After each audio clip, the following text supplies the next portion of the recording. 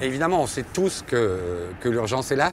Et c'est vrai qu'il y a une espèce de chose absolument folle quand on décide de consacrer sa vie à ça, à la défense de l'environnement et à l'écologie, c'est que les bonnes nouvelles sont rares.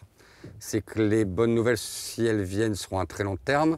Et quand même, on se condamne, en tant qu'être humain, je veux dire, privé, quand on rentre dans sa famille, hein, à être un être déprimé, quoi. Non. Parce qu'on a peu de victoires. Non, mais je pense pas. En fait, moi les gens, honnêtement, que j'ai rencontrés pour ce livre et pour les émissions, il n'y a pas de gens déprimés dedans. Tous les gens qui sont sur le front, qui combattent tous les jours, que ce soit des lobbies, des industries, des groupes criminels, qui consacrent leur vie, comme vous dites, à sauver des animaux ou des écosystèmes, c'est pas des gens déprimés, au contraire, c'est des gens pleins d'espoir, pleins d'énergie, très heureux. Comment ils font à votre avis pour être pleins d'espoir face aux mastodontes qu'ils combattent? L'espoir réside dans l'action. Et je pense que ça apporte une sorte de plénitude et aussi de bonheur dans sa vie privée, y compris privée. Et moi, ces gens-là, c'est des gens heureux que je rencontre sur le terrain. Les gens déprimés, je les rencontre plus dans des bureaux, dans des boulots où ils ne trouvent pas de sens à ce qu'ils font, dans des métiers qui ne leur apportent rien à part un salaire. C'est plus là que je rencontre des gens déprimés que parmi ces combattants de l'environnement que je rencontre sur le terrain, même s'ils prennent parfois des risques et même si leurs vies sont parfois en danger. C'est marrant ce que vous disiez tout à l'heure, l'espoir est dans l'action, la vie est dans l'action, ces gens, je les vois. Et en fait, on voit que nous changeons nos comportements, tous, à peu près, enfin la plupart d'entre nous. En tout cas, il y a une sensibilisation et on commence tous à changer de manière réelle nos comportements. Or, ça reste exactement comme dans le cadre du coronavirus, une affaire de citoyens. On est tous d'accord qu'effectivement, il devrait y avoir une décision politique nationale au minimum, européenne, ce serait, mais effectivement mondiale. Ça ne vient pas. Pourquoi? C'est la faute des gouvernements parce que pendant des décennies, et ça continue aujourd'hui, ils ont menti aux gens en opposant écologie et économie. La principale critique qui est faite aux gens qui réclament des mesures pour le climat, c'est oui, d'accord, l'environnement c'est important, les animaux c'est important, la nature c'est important, mais les emplois aussi, on ne peut pas prendre des mesures trop fortes parce que ça va détruire des emplois, parce que ça va mettre des industries en difficulté.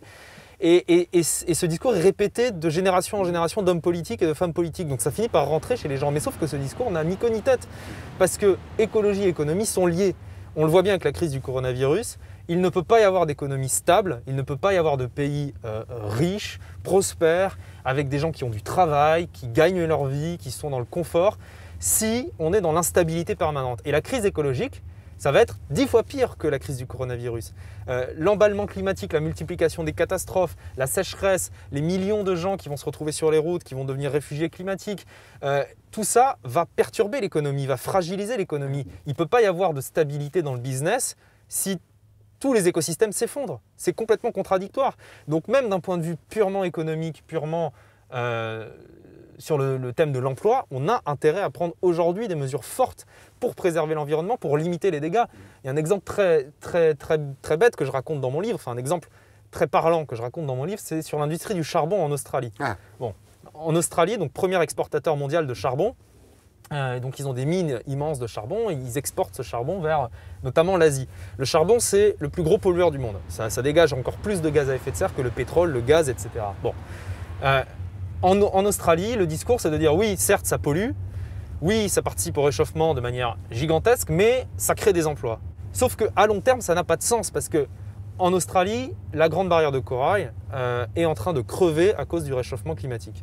Il y a quasiment la moitié qui est morte déjà. Les prévisions pour les décennies qui arrivent sont catastrophiques. Tous les scientifiques disent que la grande barrière risque de disparaître. Et combien d'emplois dépendent de la grande barrière ? Des dizaines de milliers. Beaucoup plus d'emplois dépendent de la grande barrière que l'industrie du charbon. Donc pour créer à court terme des emplois dans l'industrie du charbon, on est prêt à sacrifier à long terme des milliers et des milliers d'emplois qui dépendent de la grande barrière. Et cet exemple, il dit tout.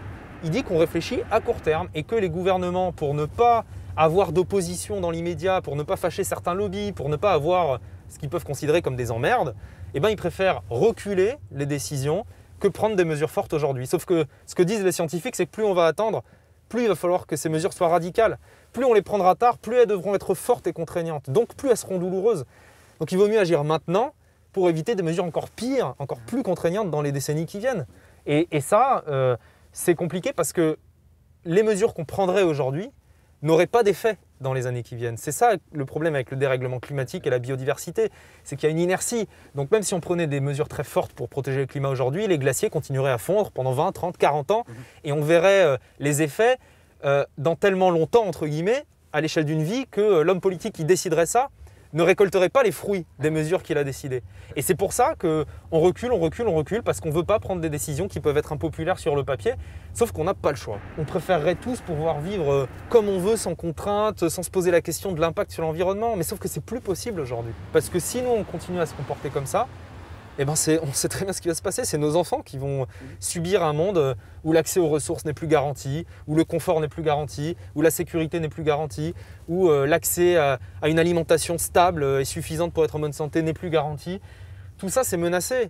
Plus on détruit la biodiversité, plus on rase des forêts, plus on met au contact des animaux sauvages avec des animaux domestiques, plus on entasse des animaux standardisés dans des élevages intensifs, plus on trafique la faune sauvage, plus on facilite l'émergence de virus, notamment de virus qui peuvent se transmettre à l'espèce humaine et causer les dégâts qu'on connaît aujourd'hui.